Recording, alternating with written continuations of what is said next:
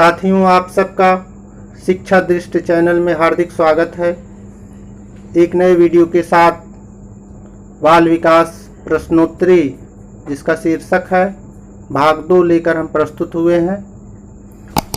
बाल विकास प्रश्नोत्तरी भाग 1 आप सब देखे थे, महत्वपूर्ण प्रश्नों की श्रृंखला। उसी के अगले क्रम में हम पुनः प्रस्तुत हुए हैं। इस प्रश्नोत्तरी में कुल 40 प्रश्न हैं। 40 प्रश्नों की श्रृंखला है। बिना विलंब किए हम आगे बढ़ना चाहेंगे। प्रश्नोत्तरी का जो पहला प्रश्न है वो व्यक्तित्व से संबंधित है। एंडोमॉर्फिक मेसोमॉर्फिक व्यक्तित्व का वर्गीकरण किसने किया? जिसमें पहला विकल्प आपके सामने आता है आलपोर्ट, दूसरा मॉर्गन, तीसरा शेल्डन और चौथा क्रेस्मर। व्यक्तित्व पढ़ाते समय हमने इसको स्पष्ट किया था। एंडोमॉर्फिक मेसोमॉर्फिक, ये व्यक्तित्व का जो वर्गीकरण है, इसका वर्गीकरण शेल्डन ने किया था। शेल्डन ने वर्गीकरण किया था मेसोमॉर्फिक एंडोमॉर्फिक व्यक्तित्व। प्रश्न का उत्तर आप डिस्क्रिप्शन बॉक्स में देते चलें। अगले प्रश्न की तरफ बढ़ते हैं।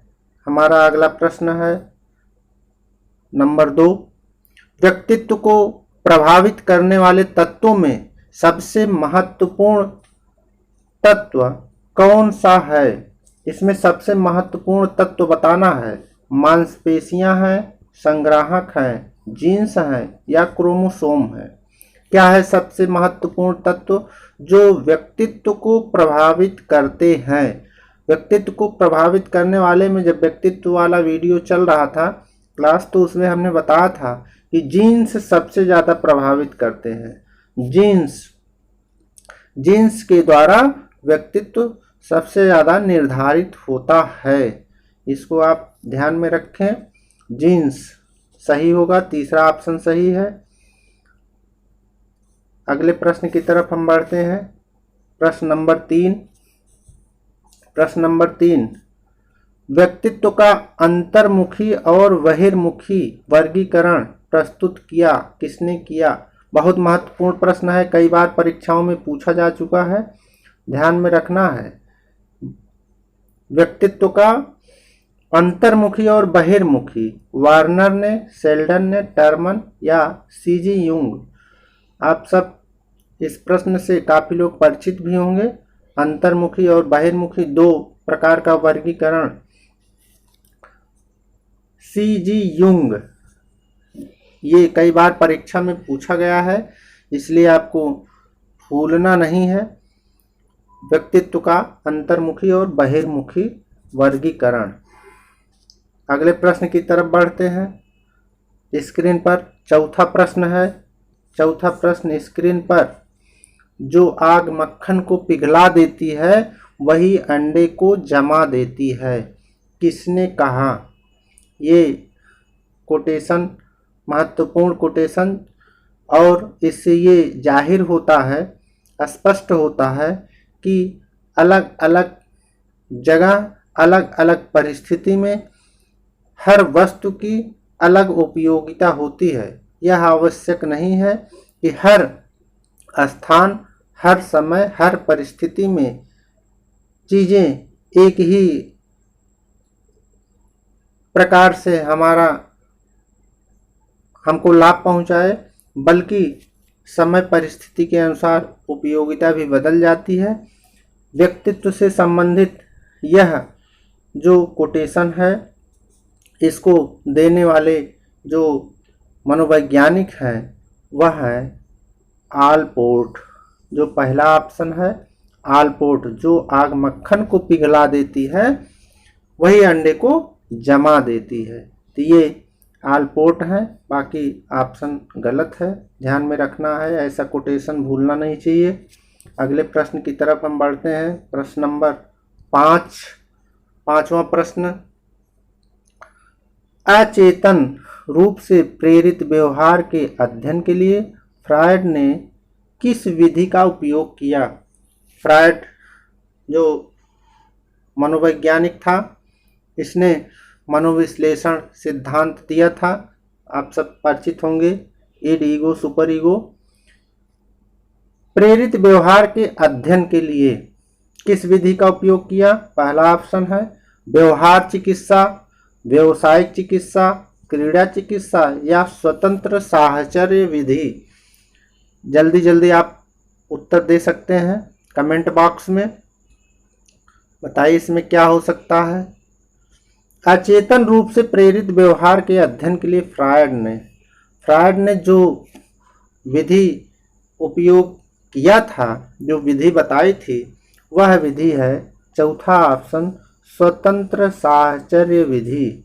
ये ऑप्शन सही है, स्वतंत्र साहचर्य विधि का प्रयोग फ्रायड ने अपने प्रेरित व्यवहार के अध्ययन के लिए किया था। अगले प्रश्न की तरफ बढ़ते हैं। हमारा स्क्रीन पर अगला प्रश्न है छठवां प्रश्न। छठवां प्रश्न क्या है? भावनाओं के अनुबंधन प्रयोग में पहले किसको उपस्थित किया गया?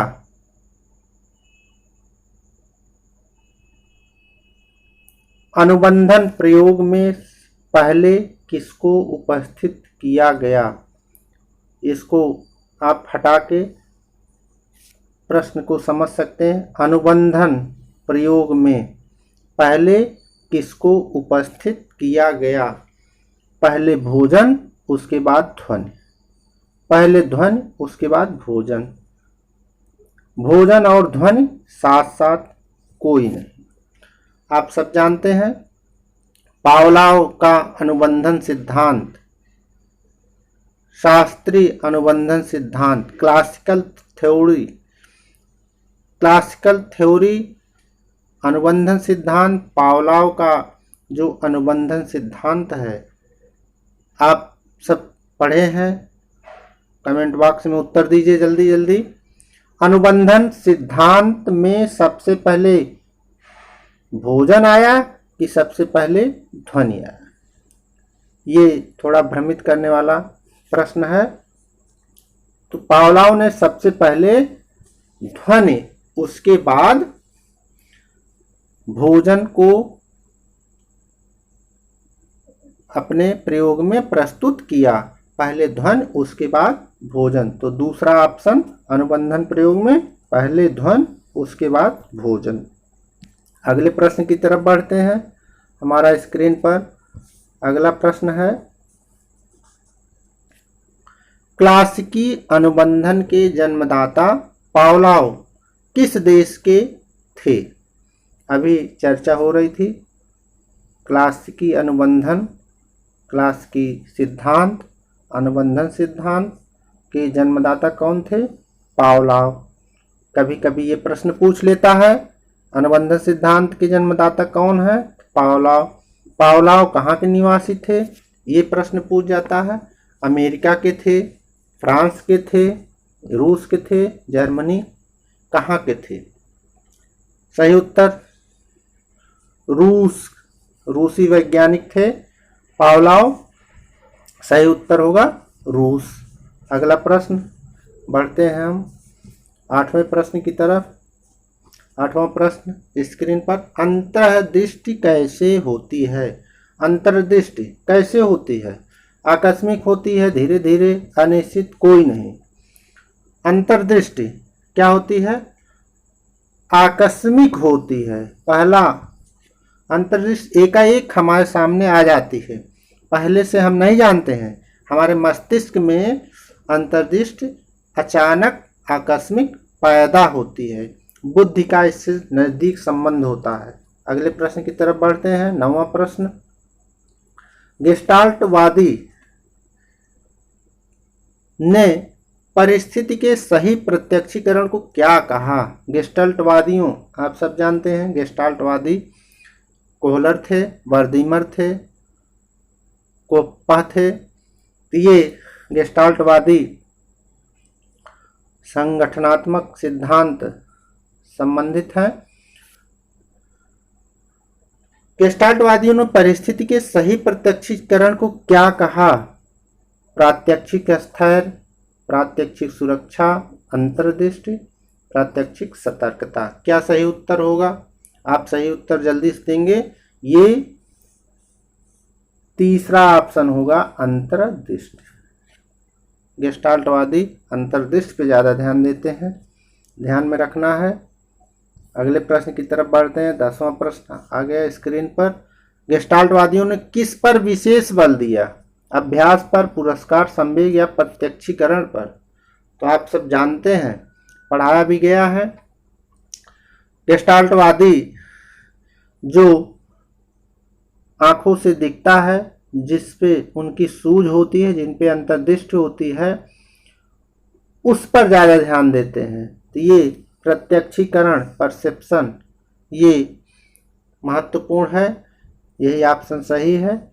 किस पर विशेष बल दिया? प्रत्यक्षीकरण।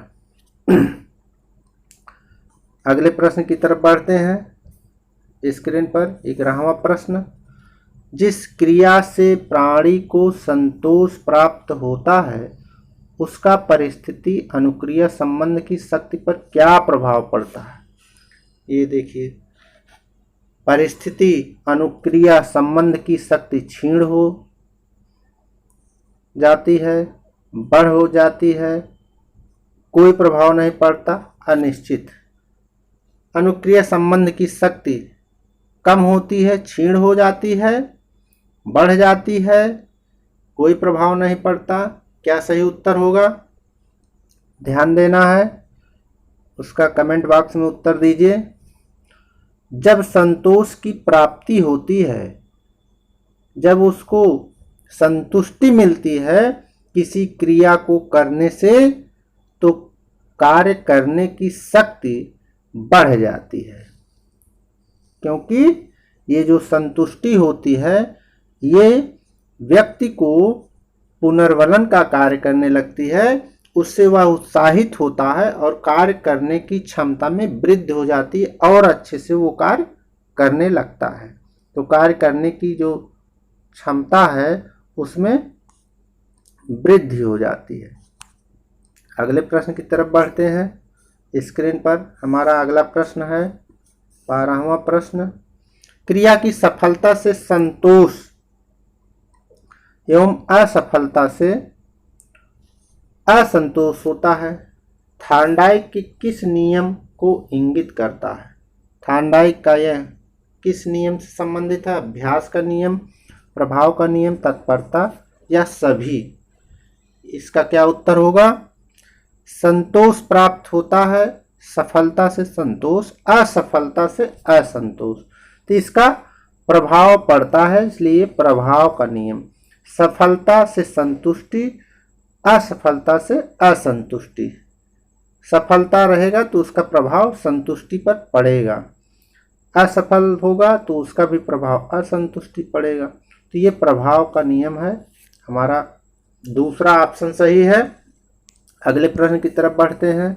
अगला प्रश्न स्क्रीन पर, किसी क्रिया को बार बार दोहराने से उसका संबंध दृढ़ हो जाता है, थार्नडाइक किस नियम पर आधारित है? थार्नडाइक का उद्दीपक अनुक्रिय सिद्धांत हम सब पढ़े हैं। प्रयत्न और भूल का सिद्धांत भी कहा जाता है। दोहराने से, कई बार करने से, तत्परता का नियम, प्रभाव, अभ्यास, कोई नहीं। 13वां प्रश्न में क्या उत्तर होगा? कोई बार बार दोहराते हैं, तो आप सब जानते हैं दोहराने का मतलब अभ्यास। ये अभ्यास का नियम हो गया। बार बार हम कोई क्रिया करते हैं, दोहराते हैं, और उसका लाभ ये होता है कि वह मजबूत हो जाता है। हम कई बार पढ़ते हैं तो कंठस्थ हो जाता है, मस्तिष्क में बैठ जाता है। तो ये अभ्यास का नियम है। हम अगले प्रश्न की तरफ बढ़ते हैं।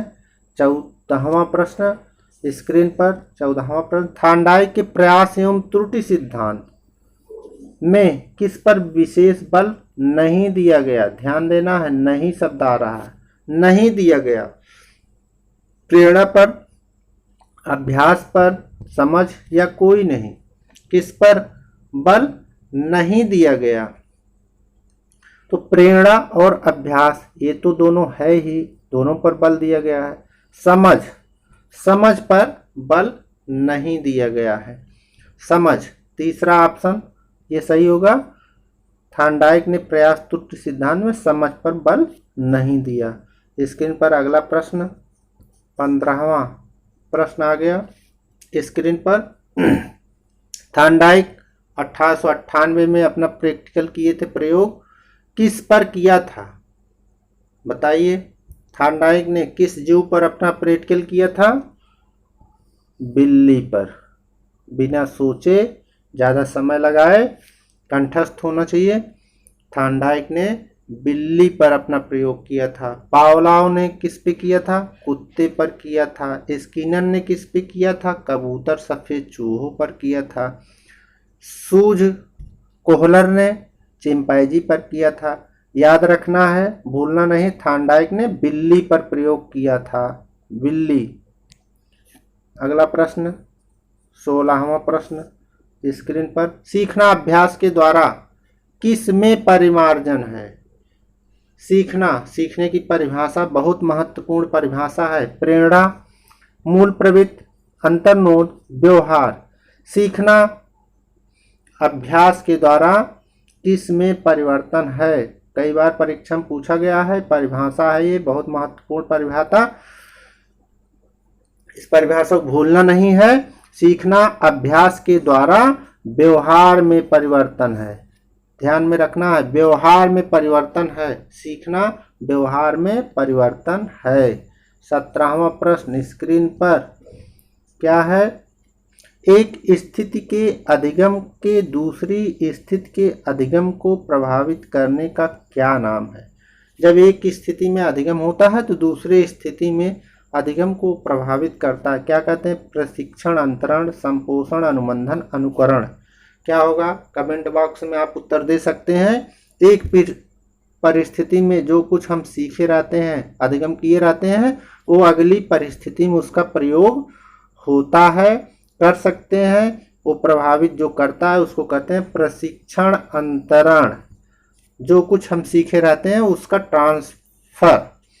हम दूसरी स्थिति, हम साइकिल चलाते हैं, साइकिल चलाते चलाते हम मोटरसाइकिल चलाना भी सीख लेते हैं। हम उस साइकिल वाले ज्ञान को मोटरसाइकिल वाले में प्रयोग करते हैं। ब्रेक लगाना, आगे बढ़ाना, ये सब प्रशिक्षण, अंतरण। अगले प्रश्न की तरफ बढ़ते हैं। 18वां प्रश्न स्क्रीन पर क्या है? अधिगम का संपोषित सिद्धांत किसने दिया? 18वां प्रश्न। ध्यान देना है, थोड़ा सा इसमें शब्द परिवर्तन है। संपोषित सिद्धांत, संपोषित सिद्धांत क्या है? संपोषित सिद्धांत का यहाँ पर जो प्रयोग हुआ है, कभी कभी ऐसा प्रश्न आता है तो इसमें परीक्षार्थी भ्रमित होते हैं। संपोषित सिद्धांत, पुनर्बलन सिद्धांत या सबलीकरण सिद्धांत, ये कई नामों से जाना जाता है। पुनर्बलन, सबलीकरण, संपोषित सिद्धांत ये दिया था क्लार्क यस हल ने। कभी कभी हम भ्रमित होते हैं और स्किनर सही करके आते हैं, जो कि बिल्कुल गलत है। अधिगम का संपोषित सिद्धांत या पुनर्बलन सिद्धांत, सबलीकरण सिद्धांत, रिफोर्समेंट थ्योरी, ये दिया था क्लार्क यस हल ने। अगले प्रश्न की तरफ बढ़ते हैं। हमारा स्क्रीन पर ये प्रश्न है। अगला प्रश्न, अधिगम का चिन्ह रूप सिद्धांत। चिन्ह रूप सिद्धांत किसने दिया था अधिगम का? बताइए इस कमेंट बॉक्स में। Tolman, Skinner, Guthrie, Lewin. अधिगम का चिन्ह रूप सिद्धांत, चिन्ह इसमें टॉलमैन पहला ऑप्शन सही होगा। चिन्ह रूप सिद्धांत किसने दिया था? टॉलमैन ने दिया था, ध्यान देना है, टॉलमैन ने चिन्ह रूप सिद्धांत दिया था। अगला प्रश्न आता है स्क्रीन पर, किस अधिगम प्रणाली में मानव मस्तिष्क का सर्वाधिक प्रयोग होता है? मानव मस्तिष्क का सर्वाधिक प्रयोग होता है किस अधिगम प्रणाली में? अनुकरण में, अनुबंधन, प्रयत्न और भूल, अंतर्दृष्टि। बताइए क्या सही उत्तर होगा?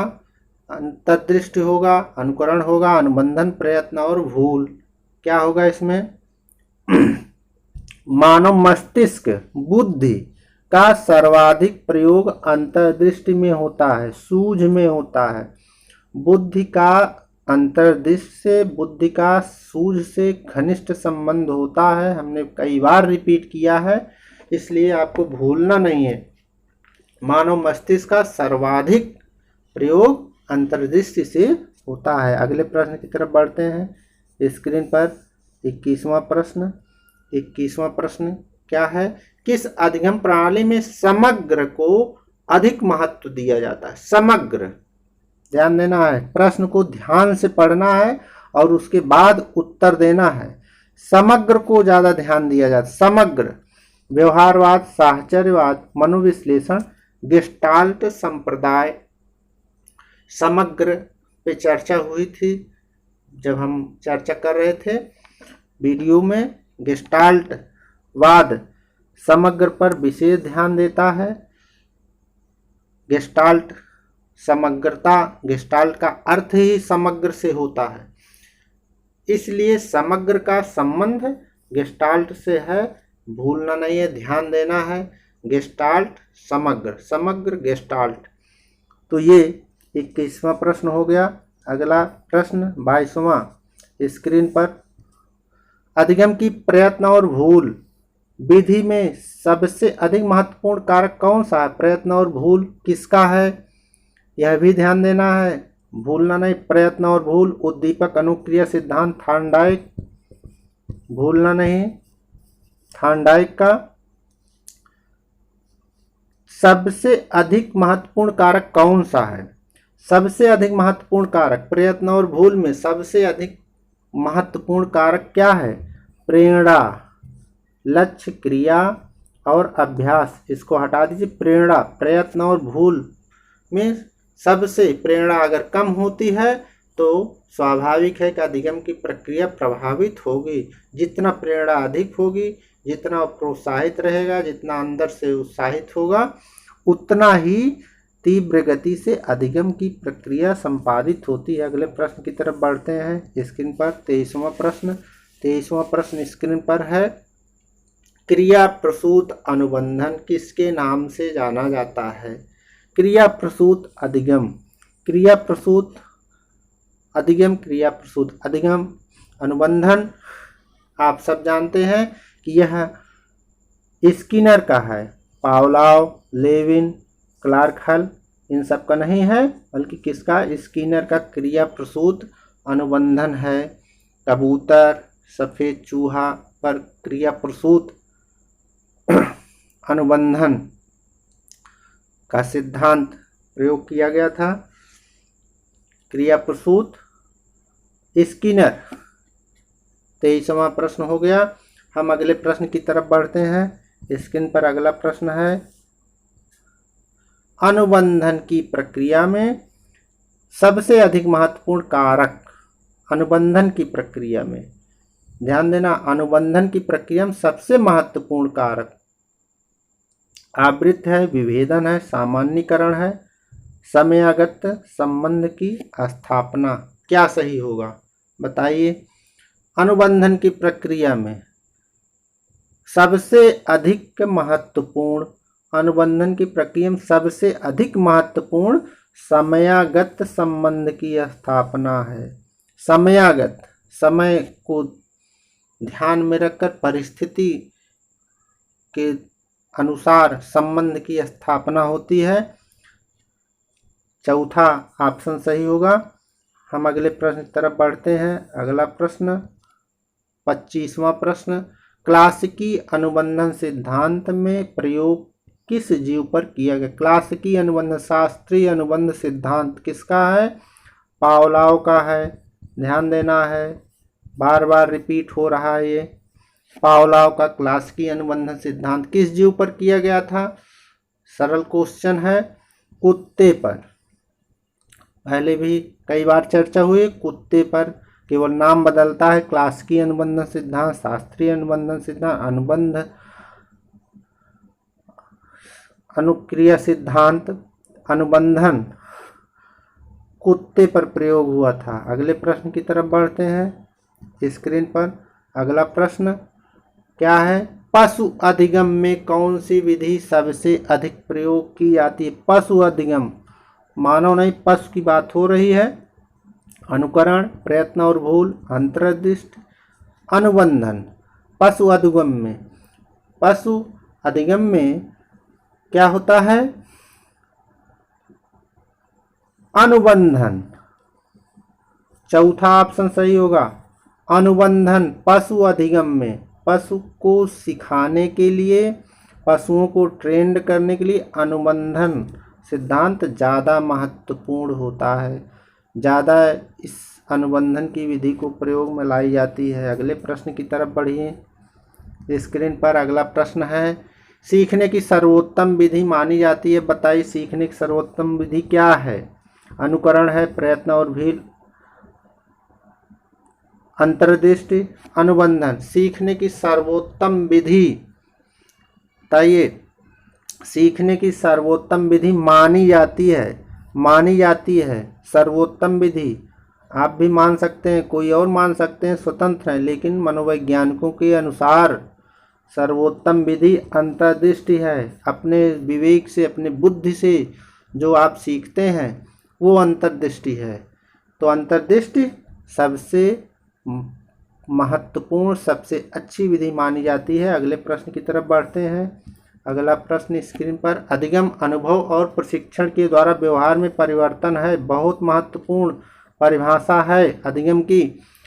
अनुभव और प्रशिक्षण के द्वारा, 28वां प्रश्न, अनुभव और प्रशिक्षण के द्वारा व्यवहार में परिवर्तन है। वुडवर्थ, लेविन, स्किनर, गेट्स और अन्य। बताइए, कमेंट बॉक्स में उत्तर दीजिए। ये सब परिभाषाएं आपको याद होनी चाहिए, भली भांति याद होनी चाहिए। अधिगम अनुभव और प्रशिक्षण के द्वारा, जब हम अनुभव ग्रहण करते हैं, प्रशिक्षण लेते हैं, तो हमारे व्यवहार परिवर्तित हो जाते हैं। गेट्स व अन्य, पहला ऑप्शन सही होगा, गेट्स और अन्य याद रखना है। अगले प्रश्न की तरफ बढ़ते हैं। अगला प्रश्न स्क्रीन पर, बच्चों के लालन पालन पर अधिकांश अध्ययन किन के द्वारा किए गए? बच्चों के लालन पालन पर अधिकांश अध्ययन गेस्टाल्टवादियों के द्वारा, मानवतावादियों के द्वारा, अधिगम सिद्धांतवादियों के द्वारा, कोई नहीं। क्या उत्तर होगा सही, बताइए। बच्चों के लालन पालन से संबंधित सबसे ज़्यादा जो अधिगम अध्ययन किया गया वो अधिगम सिद्धांतवादियों के द्वारा किया गया। बच्चों के लालन पालन पोषण में सबसे ज़्यादा अधिगम सिद्धांतवादियों द्वारा प्रयोग किया गया। अगले प्रश्न की तरफ बढ़ते हैं बिना विलंब किए। पियाजे समर्थकों ने समाजीकरण प्रक्रिया का निर्णायक कारक माना है। बताइए क्या हो सकता है? संज्ञानात्मक संरचना को, भावनात्मक संरचना को, व्यवहारपरक संरचना, कोई नहीं। 30वां प्रश्न, पियाजे के सिद्धांत का नाम ही आप सब जानते होंगे, संज्ञानात्मक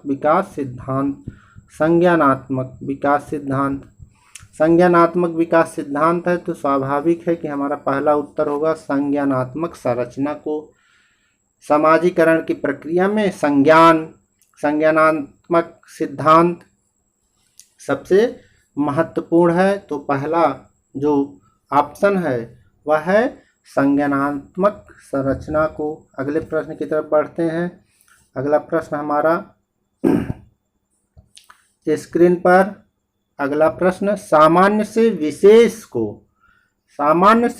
को तर्क की प्रक्रिया, विशेष से सामान्य, सामान्य से विशेष, ये विधि अपनाई जाती है शिक्षण प्रशिक्षण में? आगमन विधि है कि निगमन विधि है, दोनों है या कोई नहीं है? बताइए इसमें क्या सही उत्तर हो सकता है? सामान्य से विशेष की ओर, सामान्य से विशेष की ओर ये निगमन होता है। सबसे पहले हम सूत्र बताते हैं फिर उदाहरण देते हैं। ये सामान्य से विशेष की ओर होगा। अगर हम पहले उदाहरण दें फिर सूत्र तक पहुंचे तो ये विशेष से सामान्य की ओर होता है। तो ये निगमन विधि है। निगमन विधि, सामान्य से विशेष को तर्क की प्रक्रिया निगमन विधि है। अगले प्रश्न की तरफ बढ़ते हैं। अगला प्रश्न स्क्रीन पर, फ्रायड के अनुसार पुत्र में माता के प्रति कौन सी मानसिक ग्रंथि होती है? पुत्र में माता के प्रति बहुत महत्वपूर्ण है, कई बार परीक्षा में पूछा भी गया है। महत्वपूर्ण प्रश्नों की श्रृंखला लेकर हम आए हैं। हम उन्हीं प्रश्नों को लेकर आते हैं जो परीक्षाओं में बार बार पूछे गए हों या महत्वपूर्ण हों, जो परीक्षा की दृष्टि से। पुत्र में माता के प्रति कौन सी मानसिक ग्रंथि होती है? आप उत्तर दे सकते हैं कमेंट बॉक्स में। इडिपस, इलेक्ट्रा, दोनों या कोई नहीं? पुत्र में माता के प्रति, पुत्र में माता के प्रति इडिपस मानसिक ग्रंथि होती है। इडिपस, इडिपस पहला ऑप्शन सही है। अगले प्रश्न की तरफ बढ़ते हैं। ये फ्रायड के अनुसार पुत्री में माता के प्रति, देखिए पुत्री में पिता के प्रति कौन सी मानसिक ग्रंथि होती है? प्रश्न बदल गया। पुत्र में माता के प्रति और पुत्री में पिता के प्रति। पुत्री का पिता से और पुत्र का माता से, इसलिए भ्रमित नहीं होना है। और इसका सबसे सटीक और आसान तरीका है पुत्री, पुत्री का इलेक्ट्रा, पुत्री इलेक्ट्रा मानसिक ग्रंथ, ये सही होगा। पुत्री में पिता के प्रति इलेक्ट्रा मानसिक ग्रंथ। ध्यान देना है, आकारांत, आकारांत स्त्रीलिंग, इलेक्ट्रा आकारांत स्त्रीलिंग, इसलिए इसमें भ्रमित नहीं होना है, इसको ध्यान में रखना है। पुत्री का इलेक्ट्रा, पुत्र का इडिपस। अगले प्रश्न की तरफ बढ़ते हैं। अगला प्रश्न, बाल्यावस्था में बालक की स्वामी भक्ति किसके प्रति सर्वाधिक होती है? बाल्यावस्था में बालक की स्वामी भक्ति, बाल्यावस्था पूछ रहा है, स्वामी भक्त परिवार, विद्यालय, समूह और पड़ोस। जो बालक होते हैं, बाल्यावस्था होती है, उस समय उस समूह में रहना पसंद करते हैं, समूह में, झुंड में। बाल्यावस्था खिलौनों की आयु कही जाती है। पूर्व बाल्यावस्था खिलौनों की आयु, हमने पिछले वीडियो में प्रश्न लेकर प्रस्तुत हुए थे। खिलौनों की आयु, खिलौने की आयु बाल्यावस्था होती है। बाल्यावस्था में स्वामी भक्त किसके प्रति होती है? समूह के प्रति होती है। ये हमारा तीसरा ऑप्शन सही होगा, समूह के प्रति। आप सब जानते हैं मानव विकास की कई अवस्थाएं होती हैं, शैशवावस्था, बाल्यावस्था, किशोरावस्था, प्रौढ़ावस्था, जिसका अध्ययन हम बाल विकास के अंतर्गत करते हैं। शिक्षा मनोविज्ञान के अंतर्गत हम क्या करते हैं? शिक्षा मनोविज्ञान के अंतर्गत हम पूरे मानव के जन्म से लेकर मृत्यु तक का अध्ययन कर लेते हैं, लेकिन बाल विकास में हम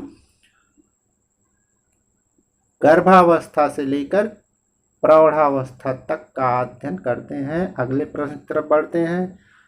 सामाजिकरण की प्रक्रिया किस अवस्था में आरंभ होती है? अब लीजिए, इसमें सभी अवस्थाएं आ गई हैं बाल विकास की, शैशवावस्था, बाल्यावस्था, किशोरावस्था और प्रौढ़ावस्था। समाजीकरण की प्रक्रिया, समाजीकरण की प्रक्रिया कब शुरू होती है? इसके पहले ये कई बार हमने दोहराया है, कई बार ये प्रश्न रिपीट किया है वीडियो पढ़ाते समय। समाजीकरण की प्रक्रिया कब प्रारंभ होती है?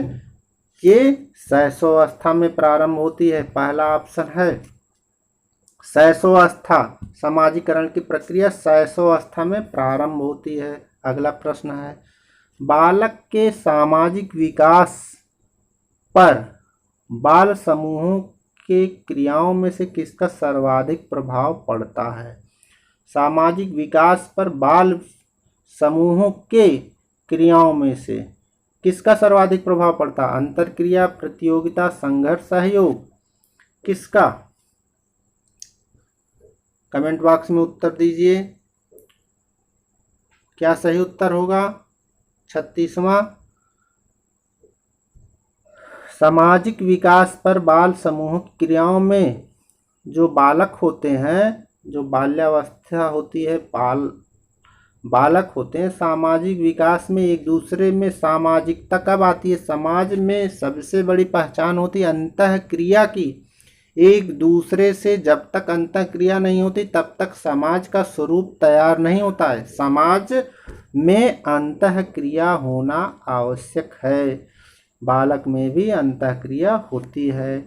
तो आपको उत्तर सिलेक्ट करना, अंतःक्रिया, पहला ऑप्शन सही है। अंतःक्रिया बालक के सामाजिक विकास पर बाल समूह माने बाल्यावस्था हो गया, अंतःक्रिया करते हैं।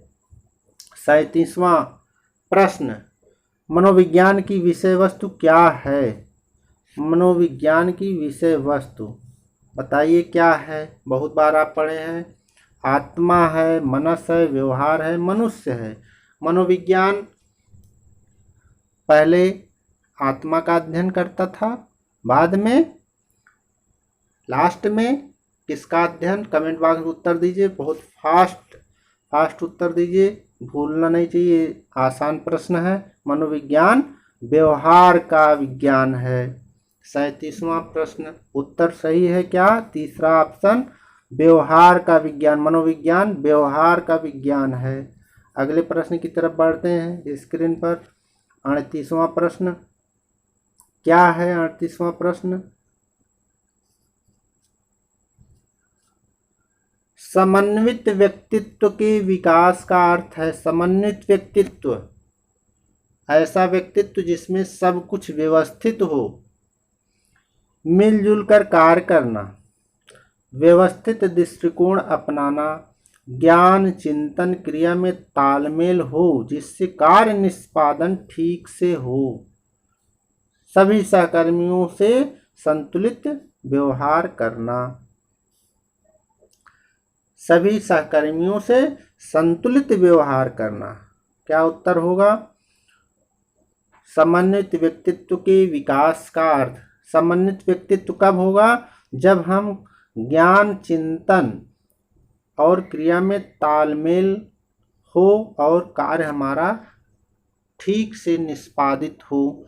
जब हम कोई कार्य व्यवस्थित ढंग से करें और उसका फल हमको अनुकूल मिले तो जान लीजिए कि व्यक्तित्व उत्तम है, समन्वित व्यक्तित्व है। हम एक तरफा कार्य न करके व्यवस्थित कार्य करें और व्यवस्थित लाभ प्राप्त करें, ज्ञान चिंतन क्रिया में तालमेल हो, और जब ऐसी होगा तो निष्पादन भी ठीक से होगा। अगले प्रश्न की तरफ बढ़ते हैं। स्क्रीन पर अगला प्रश्न है, बुद्धि और सृजनात्मकता। ये बहुत महत्वपूर्ण प्रश्न है। बुद्धि और सृजनात्मकता में कैसा संबंध होता है? वीडियो बनाते समय हमने कई बार ये प्रश्न रिपीट किया है।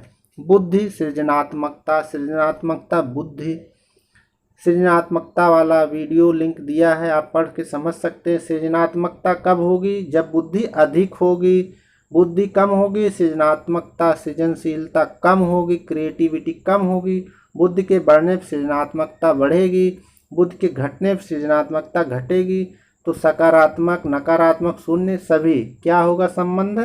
पॉजिटिव, सकारात्मक बढ़ेगी बुद्धि तो सृजनात्मकता बढ़ेगी, घटेगी बुद्धि तो सृजनात्मकता घटेगी।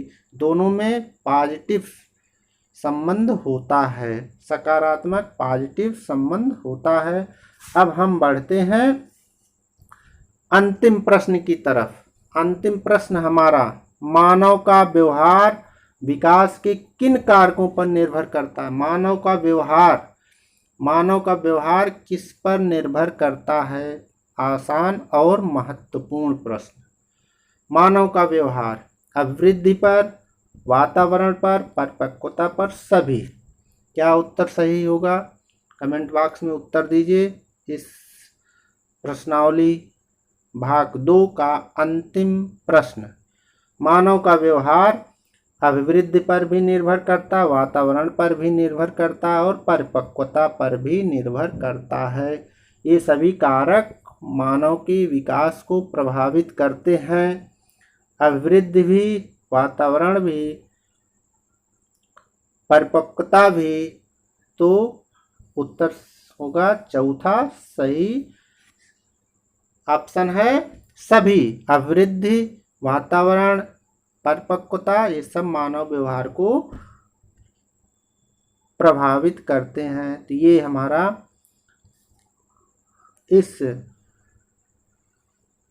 प्रश्नावली का अंतिम प्रश्न हो गया। 40 प्रश्नों की श्रृंखला लेकर हम प्रस्तुत हुए। बहुत महत्वपूर्ण श्रृंखला प्रश्नावली, प्रश्नोत्तरी। इसके पहले वाले बाल विकास प्रश्नोत्तरी भाग 1 और बाल विकास से संबंधित और भी जो प्रश्नोत्तरी, सबका लिंक डिस्क्रिप्शन बॉक्स में दिया है। आप अन्य प्रश्नोत्तरी श्रृंखला को भी ध्यान से पढ़कर परीक्षा की समुचित तैयारी कर सकते हैं। वीडियो का लिंक भी डिस्क्रिप्शन बॉक्स में दिया है। जो अन्य वीडियो हैं बाल विकास से संबंधित, सभी अधिगम के सिद्धांत हैं, सृजनात्मकता है, विकास के नियम है, सिद्धांत है, वृद्धि विकास, सब आप देखकर और अच्छे से समझ सकते हैं। वीडियो को देखने के लिए, पसंद करने के लिए, आगे बढ़ाने के लिए आप सबका बहुत बहुत धन्यवाद, आभार।